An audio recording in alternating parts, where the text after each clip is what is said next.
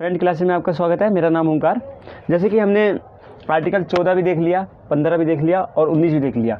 Article मैंने 19 आज ही डाला, 2 घंटा पहले ही वीडियो, क्योंकि मोस्ट इंपॉर्टेंट था, इसलिए मैंने 19 डाला। तो मैं आज तक मौलिक अधिकार पढ़ाऊँगा ही।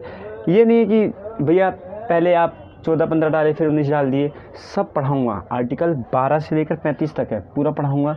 ठीक है, मौलिक अधिकार। आज मैं थोड़ा खाली था तो मैंने कहा आज वीडियो ही बना देते हैं, क्योंकि टाइम नहीं दे पाता हूँ। तो मौलिक अधिकार जो है ना, ये यूएसए से लिया गया है। कहाँ से लिया है? यूएसए से, अमेरिका से लिया गया है। कहाँ से? अमेरिका से लिया गया है। और भाग किस में रखा है इसको? 3 में। किस में रखा है? 3 में रखा है। और आर्टिकल कितने इसमें? 12 से 35 आर्टिकल है जो हम पढ़ेंगे। हम 14 पढ़ चुके हैं, 15 पढ़ चुके हैं और 19 पढ़ चुके हैं। आज 12 क्लियर करेंगे, 13 और 16, 17, 18 ये क्लियर करेंगे आज। और इसको बिल ऑफ राइट बोला जाता है यूएसए में। कहाँ बोला जाता है? अमेरिका में। ठीक है। और इंडिया में इसको मैग्ना कार्टा बोला जाता है। ठीक है, हाँ, भारत में भी मैग्ना कार्टा का बोला जाता है।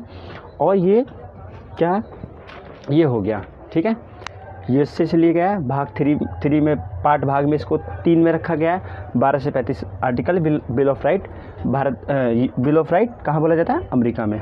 ये हो गया।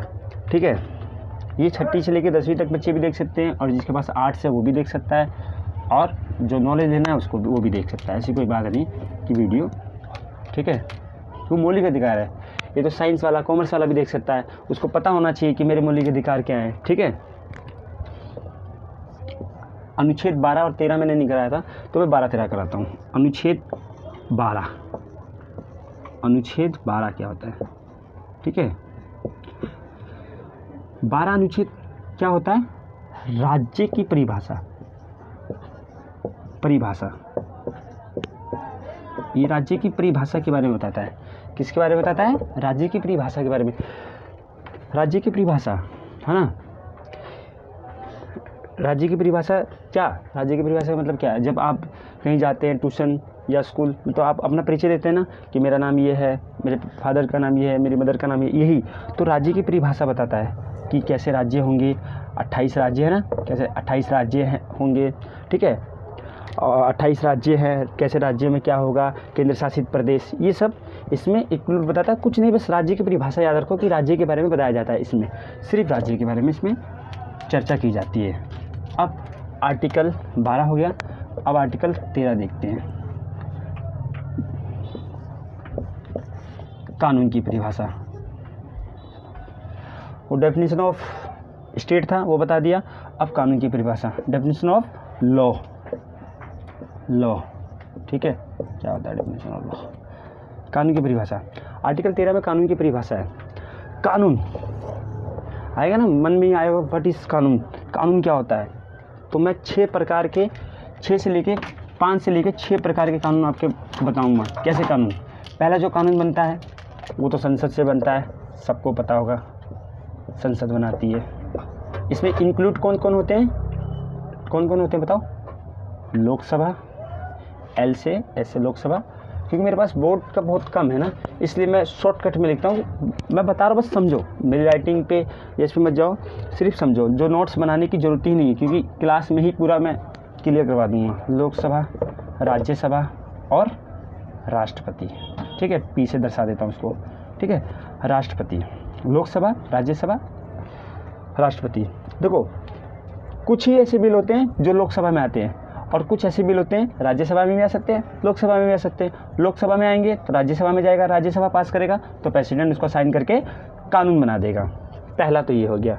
ठीक है, दूसरा, राज्य में, ये तो केंद्र में कानून बनेगा ना, राज्य में भी ऐसे ही कानून बनेगा, सेम ऐसे ही, बस वहाँ विधानसभा हो जाएगी। राज्य में क्या होगा?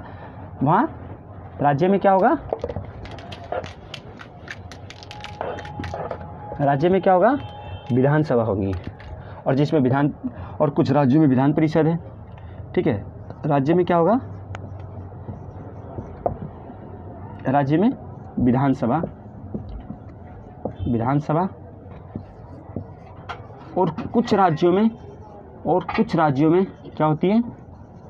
कुछ राज्यों में क्या होती है? विधान परिषद होती है ना। कुछ राज्यों में विधान परिषद होती है, जैसे यूपी, बिहार, है ना, यूपी बिहार विधान परिषद, ठीक है। जैसे दिल्ली में विधानसभा है तो विधानसभा में साधारण बहुमत से पास हो जाता है और फिर राज्यपाल, राज्य का राज्यपाल होता है, राज्यपाल साइन करता है, उस राज्य में कानून बन जाता है, ये भी कानून होता है। और बिहार में जैसे विधान परिषद है, विधानसभा है, तो दोनों में पास कराना पड़ेगा बिल, तब जाके वो राज्यपाल के पास जाएगा और वो साइन करेंगे, ठीक है, तब जाके वो राज्य में कानून बनेगा। एक तो ये हो गया, ठीक है, राज्य में कानून बनेगा, ये हो गया।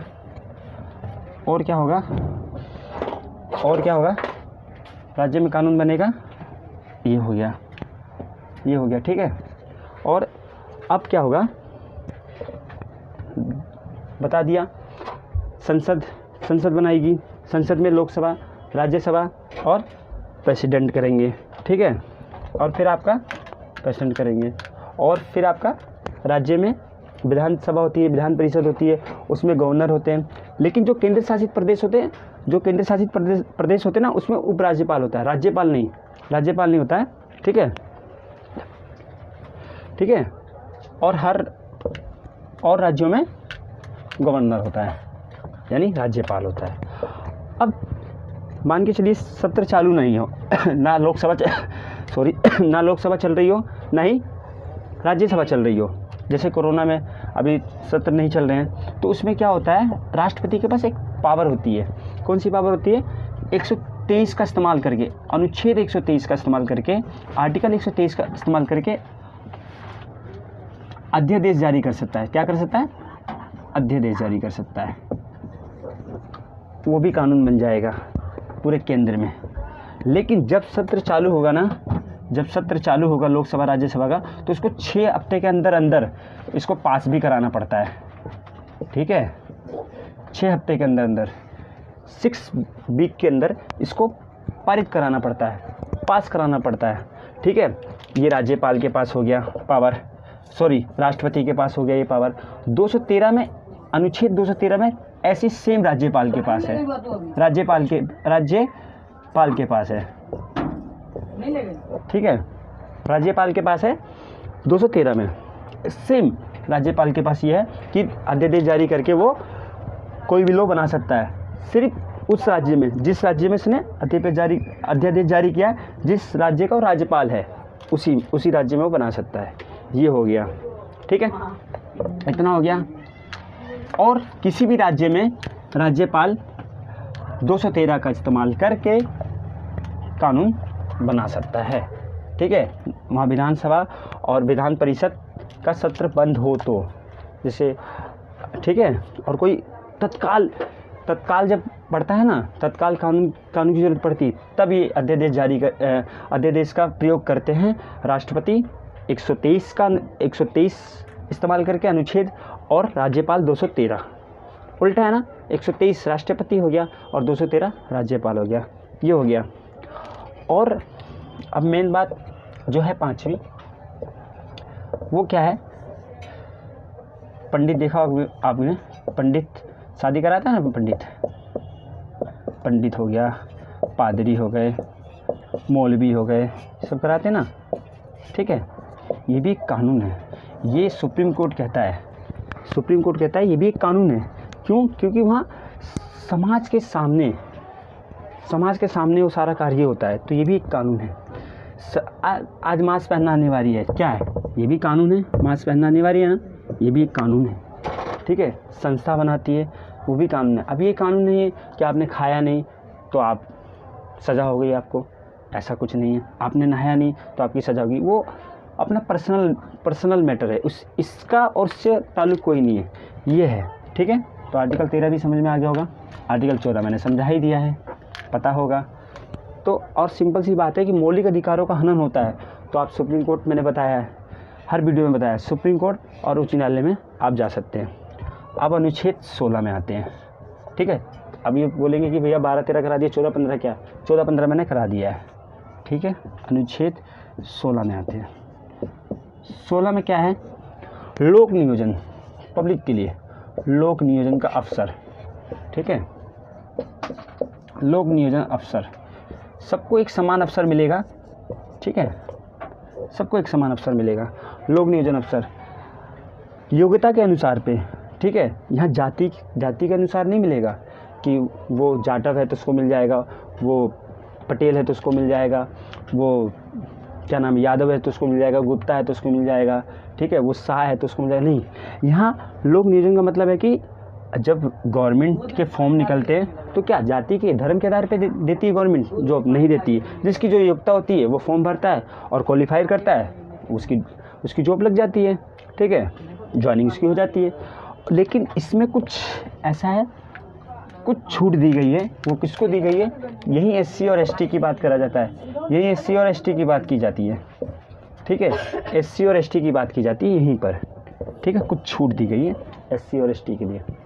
ये हो गया अनुच्छेद 16 में, ठीक है, क्लियर है। लोक नियोजन के विषयों के अवसर की समानता, इक्वल, बिल्कुल इक्वल, कोई ऊंची नीची नहीं, ठीक है। योग्यता है आप में तो आप जॉब ले सकते हैं, बिल्कुल ले सकते हैं, योग्यता होनी चाहिए, ठीक है।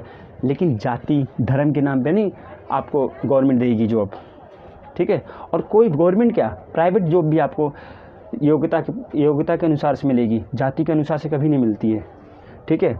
और ये ऐसा होता है तो ये अपराध है, दंडनीय अपराध है ये, ठीक है। ये हो गया। और आर्टिकल 17, ठीक है, आर्टिकल 17 अनुच्छेद 17 क्या कहता है?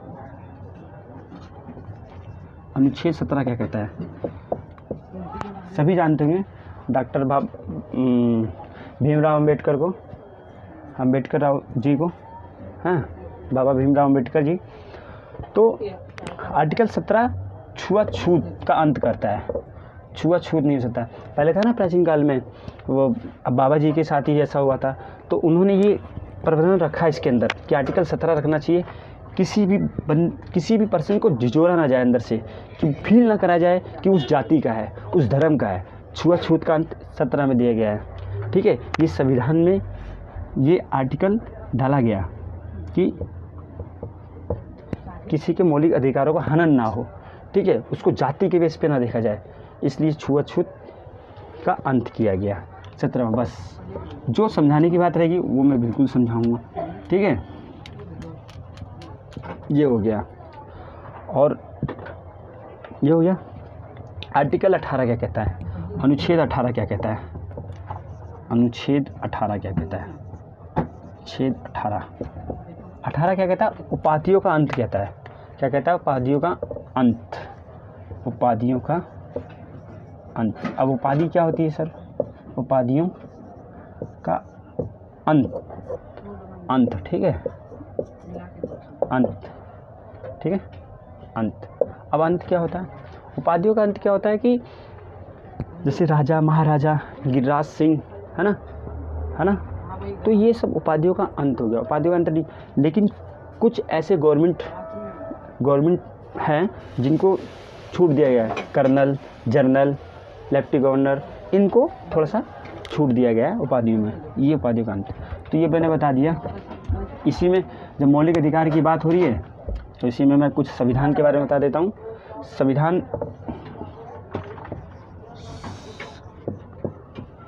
कल मैं आपको आर्टिकल 20 समझा दूंगा।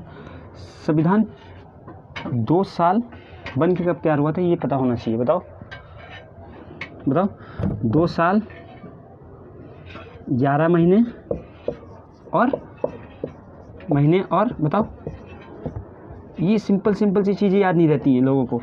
2 साल 11 महीने और 18 दिन, बिल्कुल राइट है ना, ये ठीक है। ये मैंने बता दिया कि संविधान में रखा गया, तो पता होना चाहिए कि संविधान कब बनकर तैयार हुआ, है ना, उसको अपनाया कब गया।